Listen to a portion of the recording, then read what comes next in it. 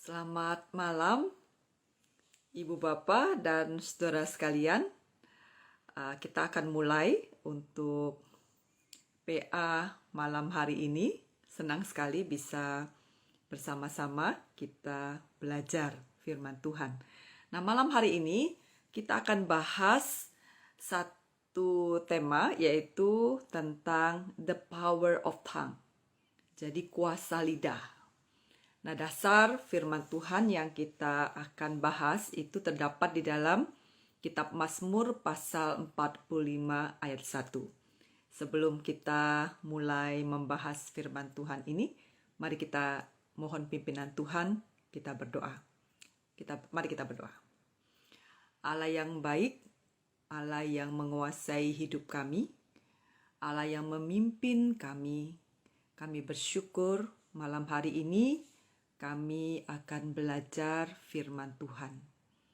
Kami akan belajar bagaimana kami memahami lidah kami dan bagaimana menggunakannya seperti yang Tuhan mau. Beri kami hikmat, beri hamba-Mu hikmat, dan biarlah kami sekalian yang ikut dalam pertemuan ini, dalam IG Live ini, Tuhan juga tolong kami supaya kami bisa bersama-sama belajar. Terima kasih ya Tuhan, kami serahkan pembahasan firman Tuhan pada malam hari ini.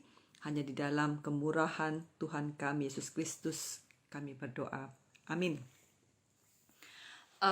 Ibu Bapak dan saudara sekalian, kalau ada yang bawa kitab ya, kita sama-sama buka di dalam kitab Mazmur pasal 45 ayat 1.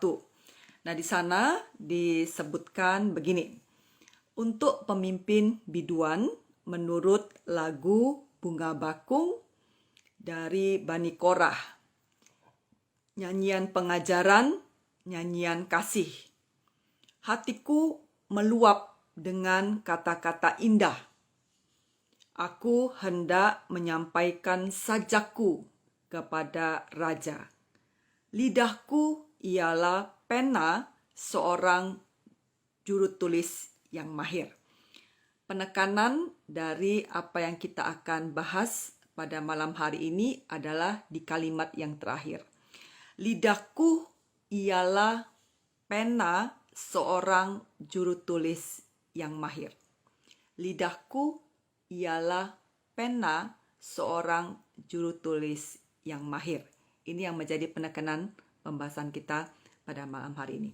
Nah, yang menarik ya, Ibu Bapak ya, kita lihat saudara-saudara ya, di pasal 45 dari kitab Mazmur ini itu disebutkan nyanyian pada waktu pernikahan raja. Nah, di sini kita lihat ini ditulis dari Bani Korah ya. Nah, Bani Korah ini adalah bagian atau dari suku Lewi ya. Suku Lewi ada di keturunannya, salah satu adalah Bani Korah. Nah, tugas mereka itu salah satu adalah mereka mencatat atau mencatat bermazmur tentang apa yang menjadi pergumulan raja, termasuk di dalamnya adalah hubungan antara bangsa Israel dengan Allah. Nah, di sini ada beberapa yang ditekankan nyanyian pada waktu pernikahan raja ini raja yang mana begitu ya. Nah, lalu ada yang mengatakan bahwa ini sebenarnya satu gambaran. Ini adalah tentang kisah raja dipercaya sebagai kisah Raja Daud, begitu dalam pernikahan Raja Daud. Kenapa? Karena di sana kemudian dimunculkan tentang adanya pahlawan. Nah, Raja Daud ini yang berperang, begitu yang disebut sebagai pahlawan. Kalau Salomo itu tidak dicatat ya sebagai raja yang berperang seperti Daud. Nah, lalu kemudian hal yang berikut kita lihat lagi bahwa ini dianggap sebagai gambaran terhadap gambaran antara Allah dengan umatnya. Jadi ini menggambarkan satu relasi ya antara Allah dengan umatnya yang digambarkan yaitu pada waktu pernikahan raja, kedekatan, keintiman antara raja dengan Allah dengan umatnya. Nah, lalu di sana juga menggambarkan kepada siapa ini digambarkan, itu kepada Yesus. Kenapa dikatakan di sini bunga bakung? Nah, kalau kita tahu Yesus mengatakan dirinya ya bunga bunga bakung ya yang di lembah, dan kemudian menggambarkan itu. Jadi bisa dikatakan bahwa ini adalah relasi antara ke depan ya, maksudnya satu nubuatan atau satu gambaran yang merujuk kepada pribadi kedua dari Allah Tritunggal, yaitu kepada Yesus Kristus ya dengan umatnya. Nah, lalu di sana dikatakan begitu ya, yang tadi saya katakan, yang kita bahas malam hari ini adalah bagaimana lidah kita itu bisa seperti ini ya, pena di tangan juru tulis yang mahir. Nah, itu bagaimana kita menggunakan lidah. Bagaimana kita ini menjaga lidah kita berdasarkan dari firman Tuhan ini. Nah, saudara, yang pertama ya, kita untuk bisa menjaga lidah, untuk kita bisa tahu bagaimana menguasai lidah, itu yang pertama adalah kita perlu tahu, sadar ya, siapa yang menggunakan atau lidah kita ini siapa yang menggunakan begitu ya, atau siapa, kesadaran bagaimana atau kepada siapa yang menguasai lidah kita. Nah, itu gambarannya, analoginya tadi pena. Jadi digambarkan bahwa itu ada pena di tangan juru tulis yang mahir. Lidah kita itu digambarkan seperti pena. Jadi kalau misalnya pena itu akan menghasilkan tulisan yang seperti apa, itu tergantung kepada kemahiran juru tulis. Apakah hasil yang dihasilkan dari pena itu apakah sesuatu yang sangat bernilai, sangat berarti, sangat penting, sangat signifikan, itu bergantung kepada sang juru tulis. Pena hanya alat. Pena yang digunakan untuk bisa menghasilkan sesuatu tergantung siapa yang menulisnya atau menggunakannya begitu. Nah, jadi kalau kita berdasarkan demikian ya, tadi digambarkan lidahku ya ialah pena begitu. Nah, maka di sana kita bisa lihat siapa yang menggunakan lidah kita. Tadi pena bisa menghasilkan karya tulis yang sangat baik atau sangat buruk tergantung siapa penulisnya. Nah, sekarang kalau begitu lidah ini akan menghasilkan kata-kata yang seperti apa tergantung siapa yang menggunakan lidah. Nah, di sini kalau kita lihat ya, siapa yang dimaksud juru tulis ya? Sekarang siapa yang dibalik itu? Maka ibu-ibu, bapak dan saudara sekalian, pada waktu kita melihat, maka kita perlu menyadari ya, lidah kita ini itu siapa yang menguasai? Apakah Allah ataukah si jahat? Bagaimana kita menggunakan lidah ini ya? Itu dipengaruhi oleh apakah Allah, sang pemberi kehidupan, atau si jahat yang menghancurkan, yang kemudian membawa kepada kematian lidah kita. Nah, kesadaran ini itu akan menolong kita untuk hati-hati. Karena apa? Seperti pena tadi, tergantung siapa juru tulisnya akan menghasilkan karya yang seperti apa, tulisan seperti apa. Demikian juga dengan lidah kita. Siapa yang menguasai ini akan menghasilkan perkataan yang seperti apa, itu yang akan berpengaruh ya. Nah, apakah kalau misalnya ya, bahwa lidah kita ini dikuasai oleh Allah misalnya ya, apakah itu selalu kata-kata indah? Apakah itu selalu kata-kata pujian? Apakah itu selalu kata-kata yang manis?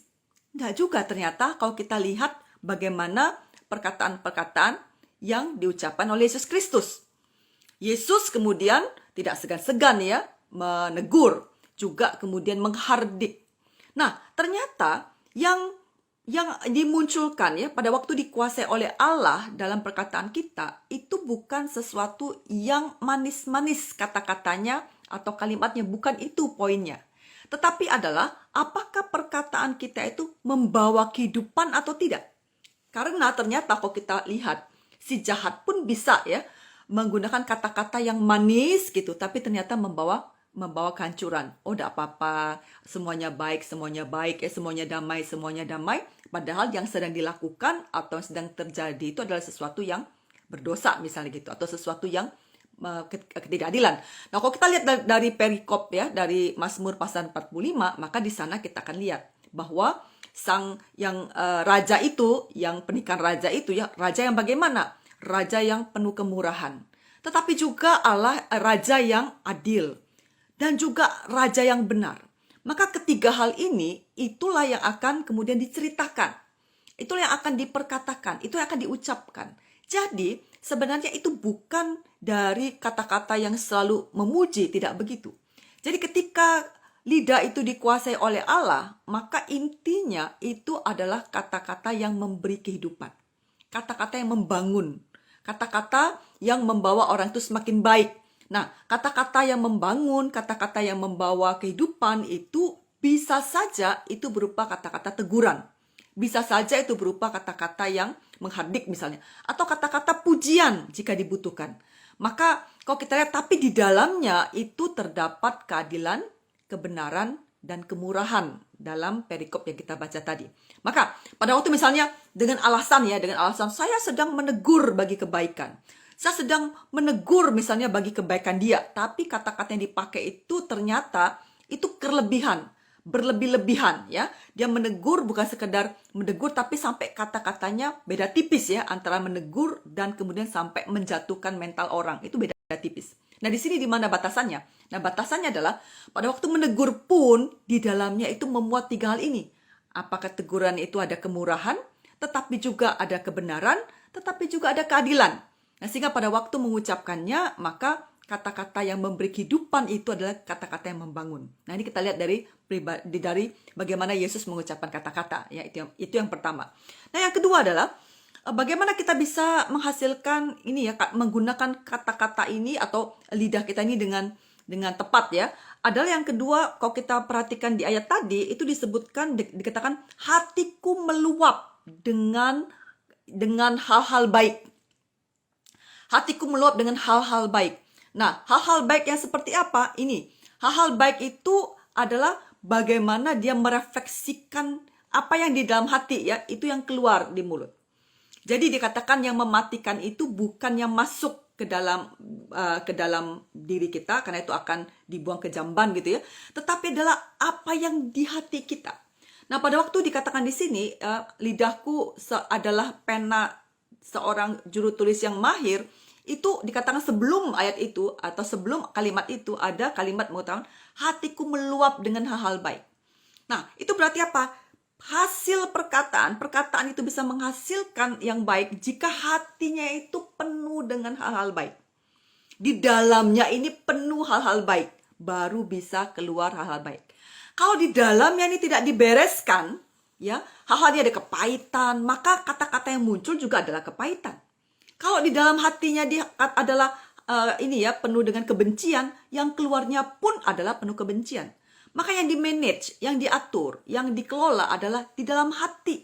Itu adalah hal-hal baik yang ada di dalam diri kita. Nah, bagaimana bisa mengubah yang pengalaman menurut kita pengalaman buruk, itu kita bisa sikapi dengan baik.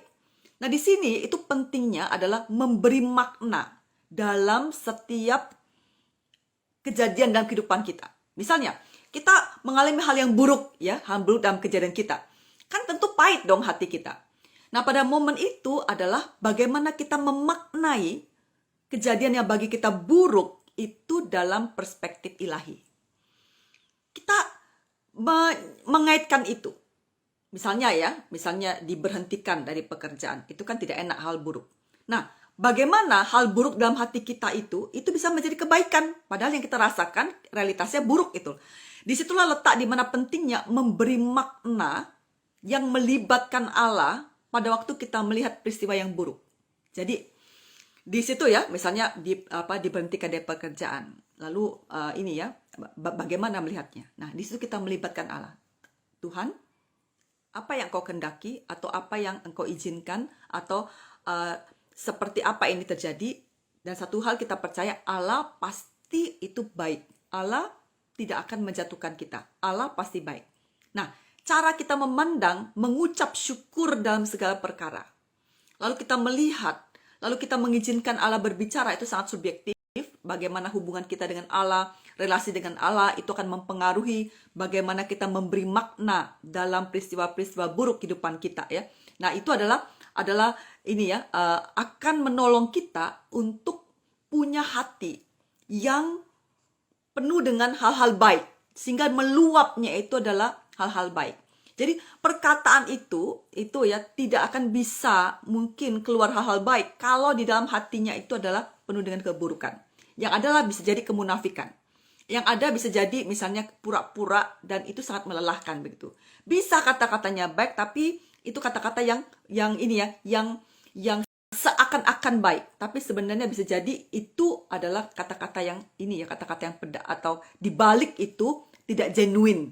Nah, ini kita lihat kekristenan itu adalah kekristenan yang genuine. Kekristenan itu yang punya hati nurani yang bersih, hati nurani yang baik. Nah, ini hal kedua yang kita bisa ini ya, lihat bagaimana kita bisa pelajari bagaimana kemudian hati kita atau kata-kata kita, lidah kita itu bisa keluar kata-kata yang baik. Nah, yang ketiga itu adalah tentang setelah yang pertama tadi ya, kesadaran. Seperti pena, lidah kita adalah alat. Alat. Di tangan siapa? Di tangan Allah atau di tangan si jahat?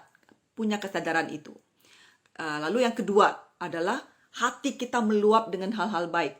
Lalu yang ketiga adalah tekad untuk menjaga supaya lidah kita ini mengeluarkan hal-hal yang membangun, memberi kehidupan. Ya, memberi kehidupan, membangun orang-orang di sekitar kita. Nah, bagaimana caranya?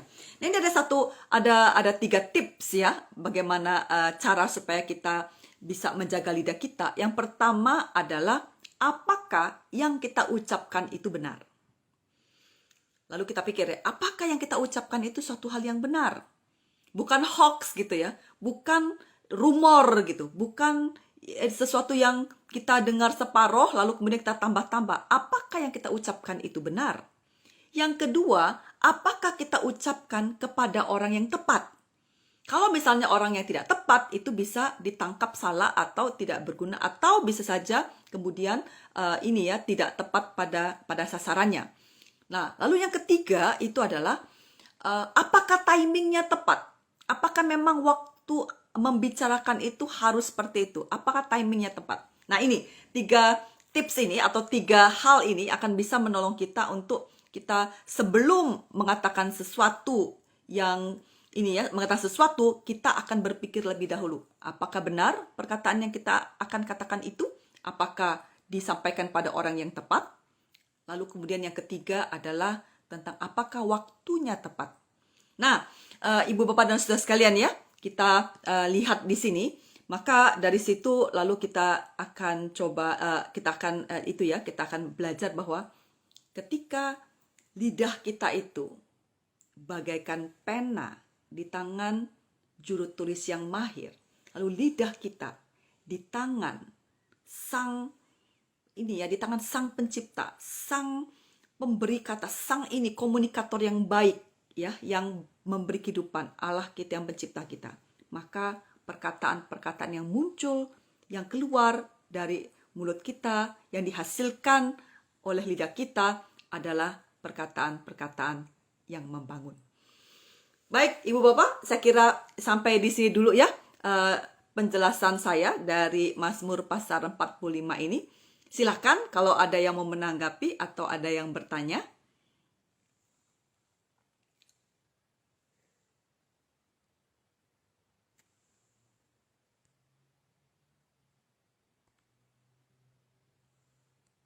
Silakan bisa ngetik di komen ya. Terima kasih untuk untuk with ya. Terima kasih. Silakan memberi komen. Ada di sana bertanya, memberi komen, silakan.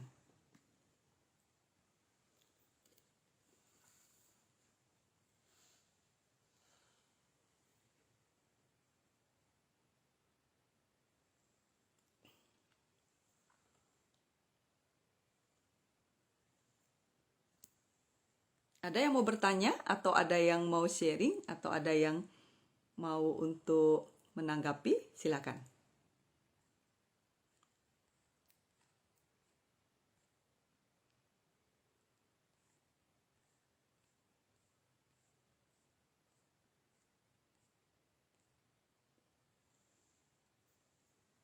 Baik, terima kasih Pak Hosea ya. Bagaimana mengendalikan lidah kalau sedang marah atau sedang emosi? Nah, ini memang sering muncul ya. Jadi pada waktu emosi itu biasanya kata-kata kita tidak terkontrol. Kata-kata kita yang kita ucapkan adalah apa yang di hati langsung keluar begitu ya. Dan setelah itu baru menyesal. Lalu kita ngomong, maaf ya, tadi saya emosi. Jadi tadi saya emosional sekali ya, sehingga saya mengeluarkan kata-kata yang pedas atau kata-kata yang seperti itu. Padahal maksud saya tidak seperti itu. Nah, ibu bapak yang saudara ya, pada waktu kalau sudah tahu begitu, yang pertama dikendalikan itu adalah emosi kita. Yang pertama kali dikendalikan itu adalah amarah kita. Yang dikendalikan pertama kali itu adalah bagaimana kita menguasai diri, menguasai amarah kita. Nah, ini hal yang lain lagi ya. Karena apa? Biasanya ketika sudah marah itu kita sudah lupa tentang bagaimana menjaga lidah. Lupa bagaimana kemudian kita mengucap itu. Nah, jadi ini memang perlu latihan ya. Ini sesuatu yang menjaga lidah. Saya pun sedang belajar. Sebenarnya dalam tahun ini adalah tahun di mana saya punya, biasanya tiap tahun ada apa istilahnya? Ada hal-hal rohani yang saya kembangkan. Misalnya tahun lalu itu berbicara tentang hati, bagaimana saya menjaga hati saya. Nah, tahun ini adalah bagaimana saya menjaga lidah. Nah, sebenarnya bagian dari pergumulan saya pribadi ketika saya ngomong ini. Nah, apakah dalam sampai Januari sampai dengan bulan Juni ini saya selalu berhasil mengalahkan lidah atau menguasai lidah, bahkan ketika saya marah misalnya gitu ya. Terus terang ya, jujur itu up and down gitu ya. Tetapi ketika kata-kata itu terucap ya, atau kata-kata yang tidak pantas atau kata-kata yang terlalu kasar gitu ya terucap, maka ketika punya kesadaran bahwa target kita, tekad kita adalah menjaga lidah. Yaitu adalah bagaimana lidah kita ini membawa kehidupan. Bagaimana lidah kita itu membangun orang. Bagaimana hasil dari lidah kita itu adalah yang membuat orang lain itu jadi lebih baik misalnya gitu. Nah, maka dengan adanya kesadaran seperti itu, ibu bapak ya, Pak saya yang bertanya, itu ada satu penyesalan, lalu kemudian satu mohon pengampunan, lalu kemudian berikutnya berjuang ya, satu perjuangan. Nah, itu berarti di mana jadinya? Itu frekuensi. Ini masalah frekuensi ya. Tidak otomatis lenyap, lalu otomatis lalu kita tiba-tiba kata-kata kita sudah kata-kata yang tidak over ya. Kadang-kadang masih bisa over. Nah, tetapi di situ tidak dengan begitu mudah kata-kata over itu keluar. Lalu minta maaf atau ada rekonsiliasi atau ada kemudian ada kontrol. Nah, jadi itu kalau kita punya partner ya, atau dalam hal ini bisa suami atau istri atau anak begitu ya di rumah. Nah, kalau kita punya persekutuan yang baik, ya saya bersyukur di keluarga saya ya, saya dengan kakak saya itu ada persekutuan yang baik. Kami saling mengingatkan. Ingat ya, kata-katamu. Kan kadang-kadang sudah marah tuh kata-katanya tidak terkontrol. Lidah kita bisa saja mengucapkan kata-kata yang tidak perlu gitu. Lalu itu menyakitkan. Nah, disitulah butuh partner ya untuk bisa menegur. Kok kata-katamu begitu? Kita ya ditegur. Nah, di sini perlu kerendahan hati juga ya pada waktu kita, iya ya. Dalam amarah kita itu, jangan lupa di situ letak di mana kita belajar menguasai diri. Iya ya. Kok bisa begitu? Atau kemudian sesaat setelah itu baru kepikir, iya ya. Nah, disitulah kemudian kita tidak dengan serta-merta menganggap enteng kata-kata yang kita ucapkan itu. Tetapi kemudian ada pergumulan, ada permintaan maaf, ada kemudian ada perjuangan. Untuk next time itu tidak dengan mudah mengucapkan kata-kata yang over tadi ya, atau katakan tidak perlu, bahkan ketika marah. Nah, di sini letak di mana kemudian kita berjuang di situ. Apakah cukup menjawab Pak Hosea? Kalau misalnya belum, bisa ditanyakan lagi di komen ya. Jadi kesimpulannya itu adalah yang pertama, biarkan itu ada teman seperjuangan yang perjalanan rohani kita itu bersama-sama menemani kita. Itu bisa keluarga, bisa suami atau istri atau anak-anak begitu ya, atau orang-orang di dekat kita atau sahabat kita yang kita bersama-sama itu yang mengingatkan. Sehingga pada waktu kita marah pun itu ada keberanian untuk menegur kalau kita salah begitu. Lalu kita bilang, oh oke. Jadi kita sudah melampaui batas. Nah, sebelum itu memang itu adalah tekad kita sendiri, punya kesadaran diri sendiri bahwa kita mau menjaga lidah kita. Karena kita tahu lidah kita ini seperti pena. Apa yang akan dikeluarkan itu tergantung bagaimana siapa yang memproduksi itu gitu. Kalau tulisan tadi adalah juru tulis ya yang menggunakan pena sebagai alat lalu menghasilkan tulisan yang baik atau buruk. Nah, lidah ini adalah kita yang kemudian siapa di balik kita begitu. Nah, itu apakah Allah yang memberi kehidupan atau kemudian si jahat yang membawa kematian. Nah, kesadaran itu terus-menerus ada di dalam diri kita, lalu kita punya partner untuk bertumbuh rohani bersama-sama. Pada waktu kita marah lalu kemudian tidak terkendali, nah itu yang ada yang menegur. Jadi dan kerendahan hati kita juga pada waktu kita marah, kita mau untuk ditegur ya. Ini satu sikap mental, teachable untuk bisa mengendalikan marah kita gitu. Sehingga kata-kata kita pun itulah kata-kata yang kalau kita terlanjur minta maaf gitu, lalu tidak dengan mudah kita ucapkan. Cukup rendah hati untuk kita bisa menerima teguran orang pada waktu kita marah yang kemudian menghasilkan kata-kata yang tidak terkendali.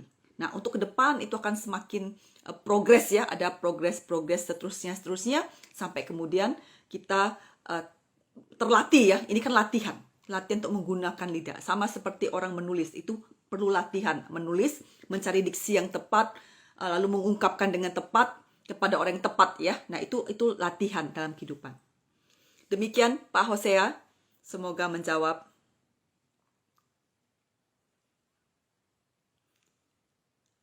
Ada lagi Ibu Bapak yang mau bertanya? Jadi penting sekali ada partner untuk bersama-sama kita melakukan perjalanan spiritual.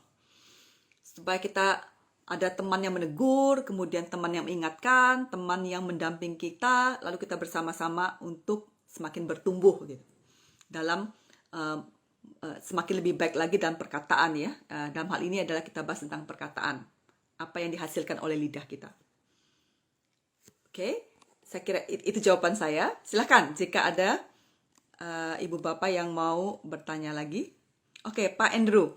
Mengapa lidah kita lebih mudah untuk dipakai mengeluarkan kata-kata yang menyakitkan daripada kata-kata yang membangun atau mengasihi? Baik, Pak. Nah, ini menarik ya, Pak ya. Itu pertama ya, ini kesadaran. Yang pertama adalah kesadaran kita, bagaimana kita harusnya kata-kata kita itu adalah kata-kata yang membangun. Itu terus kita harus menyadari dalam pikiran kita. Yang kedua, Pak, itu adalah tentang batin kita. Yang di bagian kedua tadi. Nah, kenapa kata-kata yang menyakitkan itu lebih banyak keluar daripada kata-kata yang membangun atau mengasihi? Bisa jadi karena orang tersebut itu di dalam hatinya adalah sedang pahit gitu. Atau lagi sakit gitu. Sehingga kosakata yang muncul atau yang vocab yang ada di dalam hidupnya adalah kata-kata yang pahit, kata-kata yang menyakitkan. Maka Ibu Bapak itu yang menjadi doa kita ya. Bagaimana Tuhan itu memaniskan dalam diri kita. Tuhan itu melimpahkan kasih kepada kita. Tuhan itu menolong kita supaya dalam kita ini manis. Kalau sudah dalamnya manis, maka kata-kata yang muncul sekalipun berupa teguran, tapi itu adalah teguran yang tidak mematikan begitu. Tapi untuk kebaikan bagi orang lain. Nah, disinilah kemudian kita belajar ya. Jadi dulu sebel banget kan lihat kalau orang kata-katanya selalu menyakitkan. Ini orang ini seperti apa sih gitu ya. Tapi sekarang saya kalau ketemu orang seperti itu saya merasa kasihan begitu. Kenapa? Karena apa yang keluar dari mulutnya itu menunjukkan isi hatinya. Kalau kemudian kata-katanya pahit, kata-katanya menyakitkan, itulah yang ada di dalam dirinya. Sehingga itulah yang mampu dia keluarkan. Nah, maka ini pergumulan kita. Kita bersama bagaimana tadi dikaitkan dengan poin 2 tadi, hatiku meluap dengan hal-hal baik. Nah, bagaimana kita kemudian membuat hati kita ini tadi ya, meluap dengan hal-hal baik. Jadi bagaimana kita memaknai yang bagi kita itu hal-hal menyakitkan, itu kita maknai dalam kacamata Tuhan dan perspektif Tuhan itu pasti baik. Mengucap syukur dalam segala hal itu menjadi kunci. Bagaimana itu memaniskan hati kita. Mengucap syukur bahwa Allah izinkan itu tidak ada sesuatu yang lewat dari Allah. Allah pasti turut bekerja dalam segala sesuatu untuk mendatangkan kebaikan bagi orang yang mengasihinya. Nah, kesadaran itu akan menolong kita memaknai itu dengan beda. Sehingga ada kepahitan barangkali iya, tetapi itu bisa diubahkan menjadi kesadaran bahwa Allah bersama dengan kita. Nah, sehingga kata-kata kita pun itu adalah kata-kata yang akan berubah gitu ya. Bukan kata-kata lagi yang pahit, tetapi kata-kata yang reflektif. Kata-kata yang kemudian mencerminkan bagaimana pergumulan kita dengan Allah pada waktu memaknai atau melihat hal-hal yang buruk itu. Semoga membantu Pak Andreas jawaban saya, yaitu pertama terus menyadari ya, hati-hati dengan perkataan kita. Yang kedua adalah kita cek hati kita. Jangan-jangan memang hati kita itu penuh kepahitan, sehingga kata-kata adalah kata-kata menyakitkan. Nah, ubah itu. Ubah mindset bahwa kata-kata kita itu harusnya adalah kata-kata yang membangun, memberi kehidupan. Yang kedua adalah cek hati kita. Dan minta Tuhan untuk memaniskan hidup kita, sehingga sekalipun kita mengalami hal yang buruk, tapi yang keluar adalah refleksi gitu ya, dalam melihat bagaimana Allah di dalam pergumulan kita itu. Nah, sehingga kata-katanya bukan kata-kata yang menyakitkan, tapi juga kata-kata yang bisa membangun. Dan itu satu proses untuk kita menjadi lebih baik lagi dalam bagaimana kita menjaga hati kita. Semoga menolong. Ya, terima kasih sama-sama Pak Hosea, terima kasih. Semoga bisa menjawab pertanyaan saya Pak Andreas. Pertanyaan yang Pak Andreas ajukan, jawaban saya. Oke.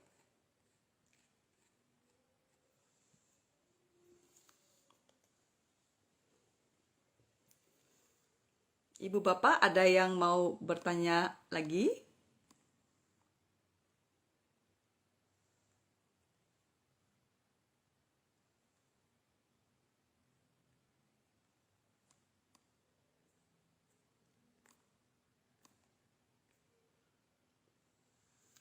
Terima kasih sama-sama Pak Andreas.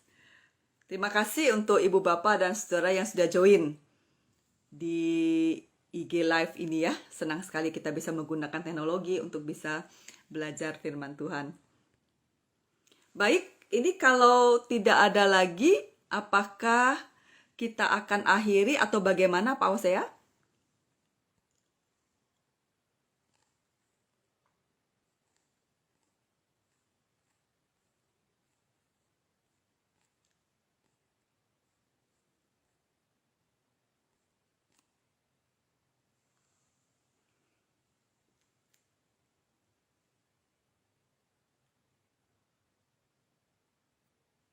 Baik, kalau tidak ada lagi yang mau didiskusikan, apakah kita bisa akhiri untuk PA kita malam hari ini?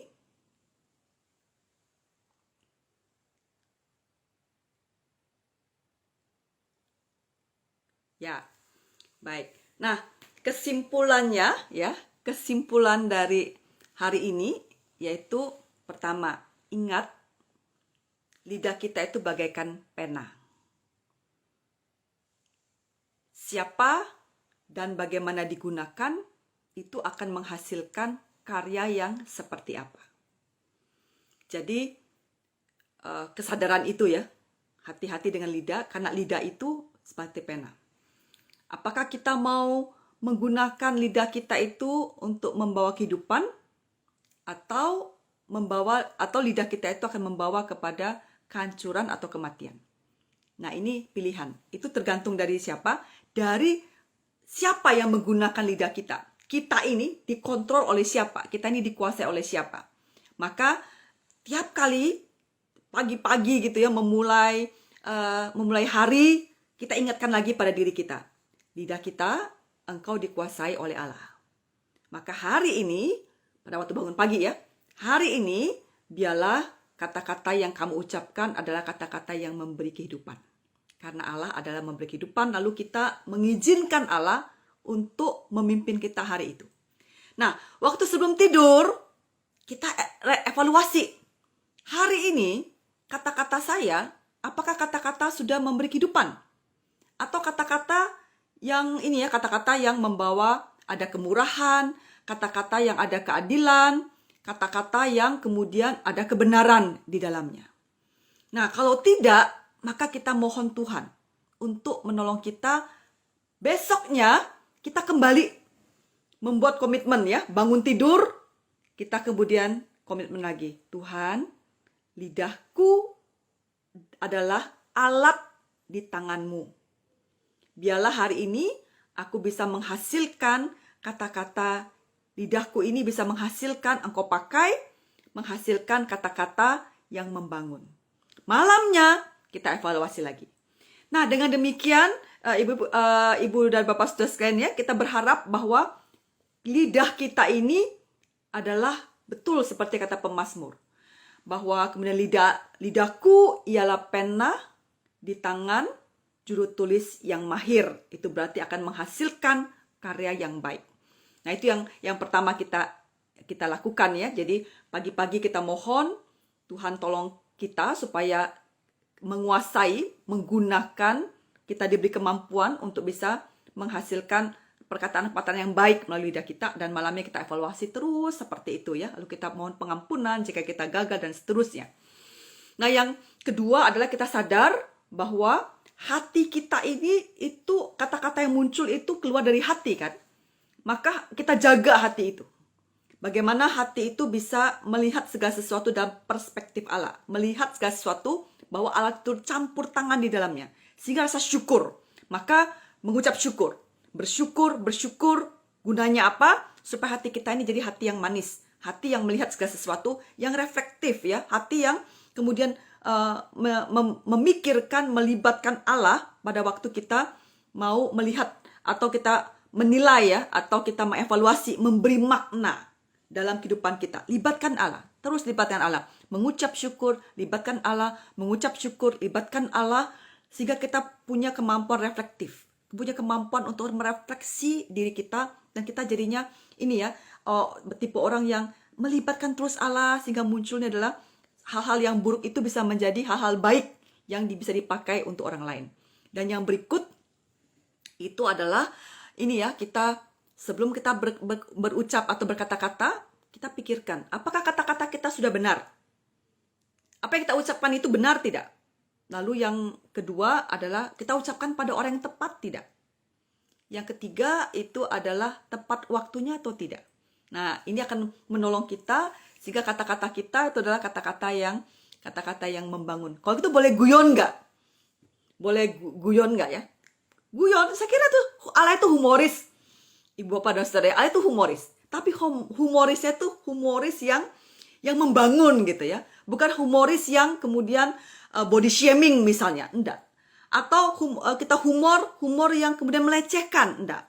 Atau humor yang kemudian memberikan ketidakadilan bagi suku, kelompok tertentu atau dengan bentuk tubuh tertentu gitu ya. Kita kan seringkali guyon kata-kata seperti itu. Tidak. Tapi kalaupun kita humor kita itu adalah humor yang membangun gitu. Humor yang menyejukkan, humor yang menyegarkan. Allah kita humoris gitu. Nah, jadi ini yang kemudian menolong kita hari ini ya, sebagai kesimpulan kita untuk kita refleksikan. Bangun tidur, kita mohon Tuhan jaga mulut kita, jaga perkataan kita, jaga lidah kita. Pada waktu mau tidur, kita evaluasi. Yang kedua, jaga hati. Melibatkan Tuhan untuk kita bisa merefleksikan hal-hal yang pahit dalam kehidupan kita sehingga itu bisa diubah menjadi manis dan jadi berkat. Yang ketiga adalah sebelum kita berkata-kata, kita pikirkan kata-kata kita itu apakah benar, apakah pada orang yang tepat, ataukah pada waktu yang tepat. Oke, itu kesimpulan kita hari ini. Ibu, Bapak, dan saudara sekalian, terima kasih banyak. Kita sudah berdiskusi dan kita sudah membahas Alkitab tentang lidah.